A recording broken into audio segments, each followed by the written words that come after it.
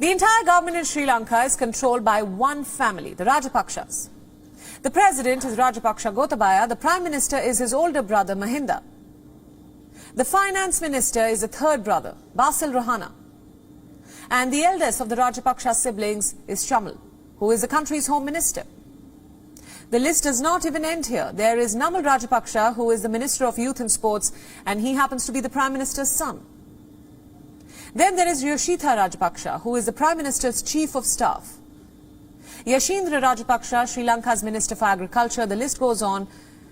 The latter, the Director of Sri Lankan Airlines.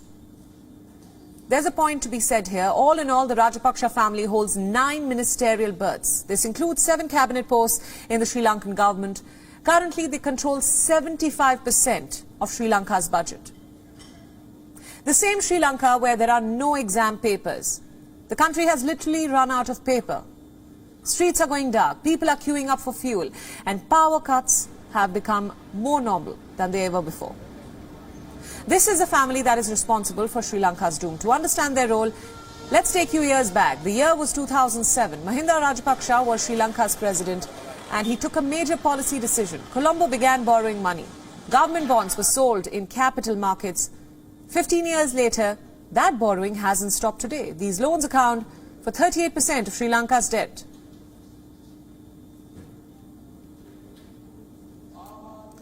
The loans from China made the situation far worse. Mahinda Rajapaksha was Sri Lanka's president from 2005 to 2015.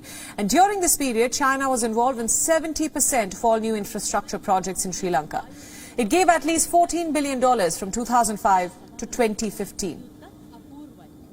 According to some estimates, Sri Lanka owes China more than $10 billion. A large chunk of these loans was taken by the government. What added to this crisis, however, was their ill-timed policies. In 2019, President Gotabaya Rajapaksha cut taxes. Sri Lanka's value-added tax was slashed by almost half. The government also began printing more money. Both of these policies backfired. While the pandemic has further battered the economy, many believe it was the policies that plunged Sri Lanka into its biggest economic crisis.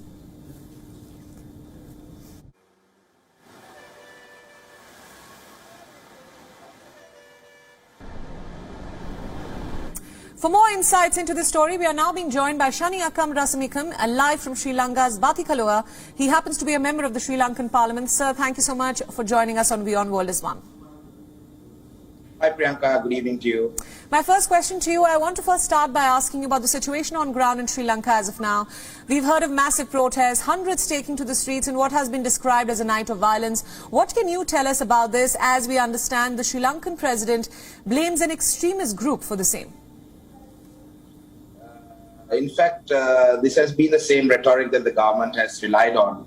Extremism, terrorism, religion, hatred, these sort of rhetorics have been used to coming to power and to stay in power in the past. But I feel it's so disheartening and it's heartbreaking to see the scenes in Sri Lanka where thousands of people, irrespective of race, language, religion, are on the streets protesting, demanding for the most basic commodities. So we predicted that this situation would occur maybe a year and a half ago when the Sri Lankan government refused to restructure its debt and kept on using our foreign reserves to meet repayments for loans. We warned the government that this situation would happen, and last night scenes turned violent and turned ugly. But however, we warned the government that people are going to resort to these sort of methods when their voices aren't heard, because people have been on the streets since the government came into power for various reasons. It could be for Muslims on the streets demanding that their last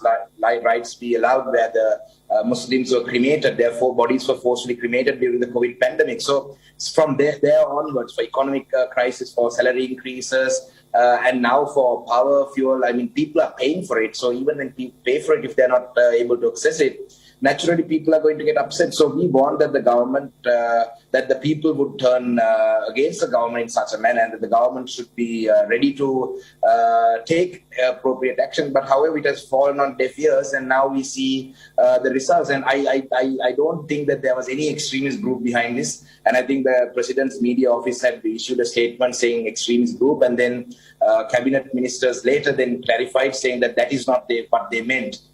But however, the interesting part was that these people were going to be charged. Almost 45 people who were part of the protest last night were arrested and were going to be charged using the Prevention of Terrorism Act law, which is a draconian law that we have been asking to repeal.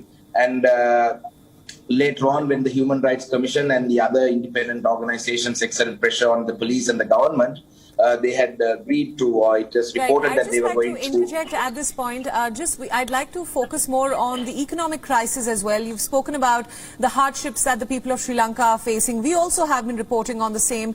Unending queues for ration. Fuel is getting more expensive than ever. There are massive power cuts that have become the new normal. Sri Lanka is inevitably experiencing its worst economic crisis since independence. What led to this? Precisely. And does the government have a plan in place to counter the same? Well, precisely. I mean, this is all due to the economic crisis that we are facing, these civil protests and all that. Because today we had, in fact, in my district, we had a power cut which was 13 hours. So, you know, every hour that is where there is no power, our productivity falls down so much so that we are going further into debt. And with the fuel, not just the fuel prices, even at higher prices, there is no fuel. There has been a ship waiting at the Colombo harbour for almost 7 days now with diesel, and the government of Sri Lanka didn't have enough money to pay to clear it. So that is the situation in the country right now. And going forward, what is the government's plan is anybody's guess. If we don't go to the IMF and if we don't restructure our debt, and also, however, the political party that I represent is the Tamil National Alliance. We have proposed that the government resolves the national ethnic question that has been unresolved as a way of coming out of this economic crisis, because the Tamil Sri Lankan diaspora the economy of the Tamil Sri Lankan diaspora is much larger than Sri Lanka's entire debt. So if we come up with some solution where Sri Lankans who are chased out of this country with a civil war, if we come up with a way where they can reinvest in Sri Lanka, that might be another way where we can bring some foreign currency into the country. But we are yet to see what the government is going to do. Absolutely. Thank you so much for all those insights into what's actually happening on ground in Sri Lanka. Thank you so much for speaking to us on Beyond World is One. Thank you, Priyanka. Thank you, and appreciate the fact that you're reporting on matters in Sri Lanka. That we are thankful for that. Thank you. Beyond World is One is now available in your country. Download the app now and get all the news updates on the move.